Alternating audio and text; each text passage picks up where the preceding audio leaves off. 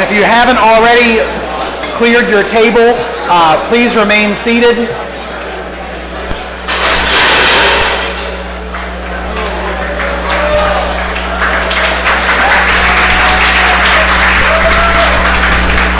In the future, please do not stack beyond the rim of the dump station, please. Please do not do that. If you have not cleared your table already, please remain seated. And if you are currently up, we are going to start with the rest of our dinner plans here in about 2 minutes.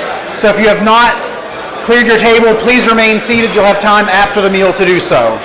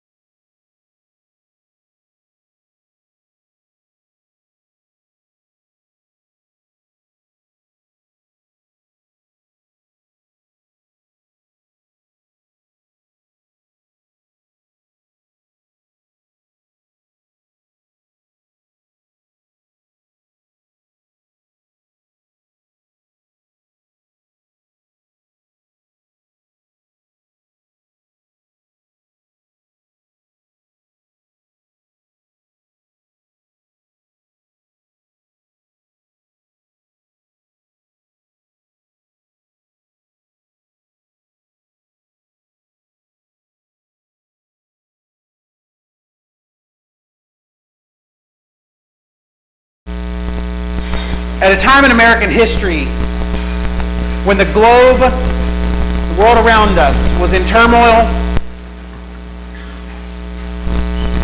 and America faced an uncertain future, tens of thousands of Americans were sent abroad to fight on the war front in World War II.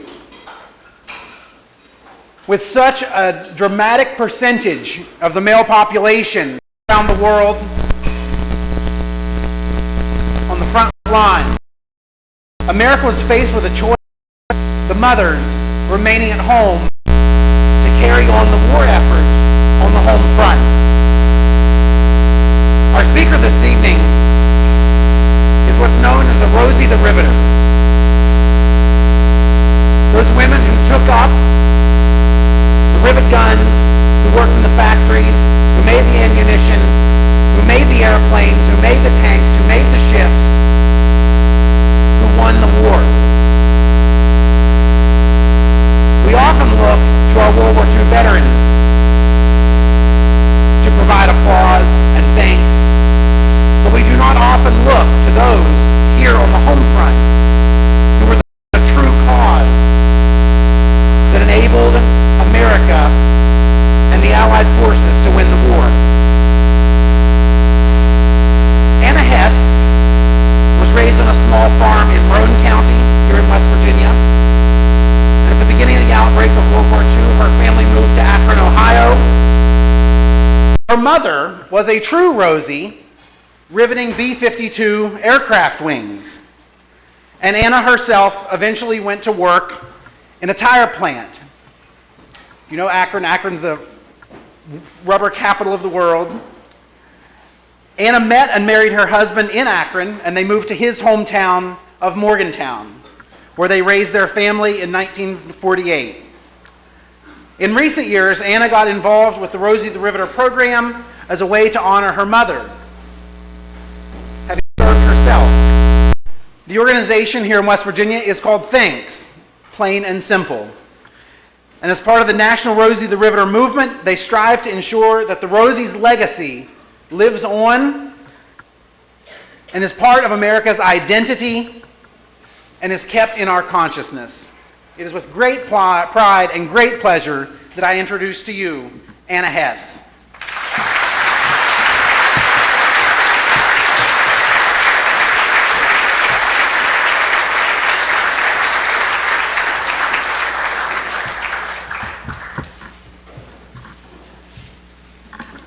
It certainly is a pleasure to be your guest speaker this evening.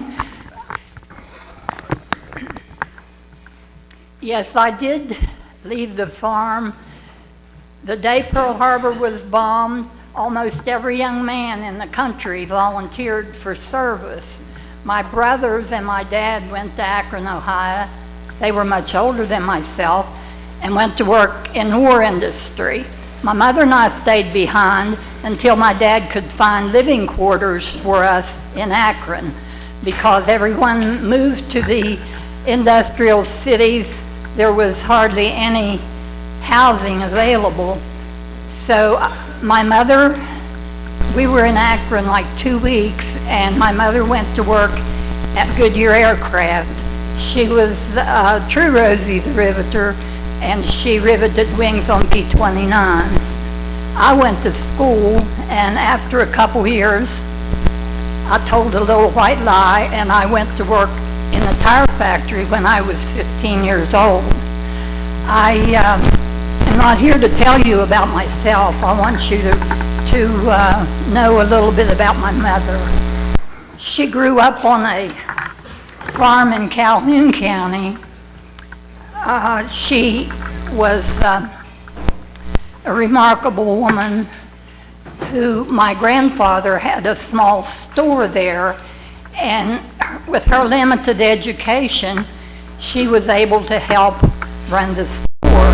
But one of her jobs back then, and remember, she was born in 1887, so this was the real frontier at that time.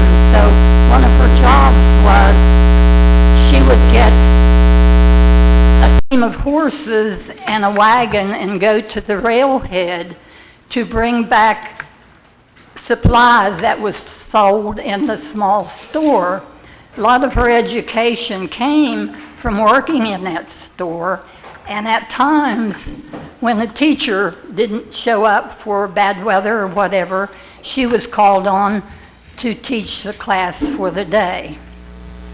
She was also an excellent mother to our family, but she not only did a remarkable job with the 6 of us. We were raised on a small farm in Roane County, but she not only took care of us, she was responsible, or shall I say, willing to help anyone in the neighborhood who had a need. She was basically, if anyone would call in the middle of the night or whatever, she would get on horseback and ride to the nearest neighborhood to possibly help to deliver a baby, care for the sick, or even help to prepare a corpse for burial. She was a real pioneer woman. I only hope that I could pass on some of the true experiences that she passed on to us. I moved back to Morgantown. My husband was in World War II. He was in Alaska when Pearl Harbor was bombed. He spent 4 years and 7 months in the military, came back and went to work in the small tire factory that I worked in, and after about a year we married and moved back to Morgantown, and we've called that home ever since. Thank you for your kind participation. I see so many wonderful faces, and I know that we're leaving West Virginia and the United States in good hands. You guys get all the education that you can get, work hard,